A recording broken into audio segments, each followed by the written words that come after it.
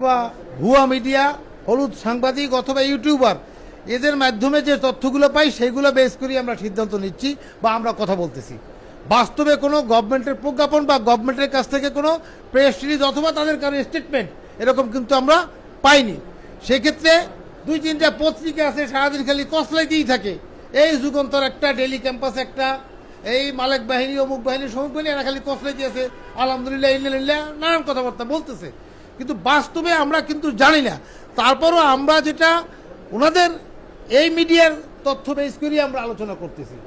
সেক্ষেত্রে সরকার যদি 35 থেকে 40,000 কোটি টাকা বরাদ্দ রাখে এখানে, তাতে আমাদের কোনো ফলাফল আসতেছে না, কারণ 40,000 কোটি টাকা এই পূর্ববর্তী সরকার ইন্টারিয়াম গভর্নমেন্টে রেখে গেছিল। তাহলে কি হলো? সেই 40,000 কোটি টাকা নাই, ঠিক এরকমই কথা বলছে। এর ভিতরে ইন্টারিয়াম গভর্নমেন্ট কিন্তু আমাদেরকে একটা প্রণোদনাও দিয়েছিল, প্রণোদনাতে একটা টাকা বরাদ্দ ছিল, তো 15 টাকা কোথায়? এই সমস্ত তালবাহানামূলক খবর আমরা পাইতেছি, ঠিক আছে। এই তালবাহানামূলক খবরের কারণে আমরা অনেকটা বিভ্রান্তি মধ্যে বসবাস করতেছি। এইগুলোর জন্য আমরা দায়ী করব আমাদের নেতৃবৃন্দকে, সে আমাদের সংগঠন হোক বা অন্য সংগঠন হোক, তারাই এগুলোকে উৎসাহিত করে, দেখা যায় টক শোতে কথা বলে, অমুক করে সমুক করে একটা বিভ্রান্তি সৃষ্টি করতেছে।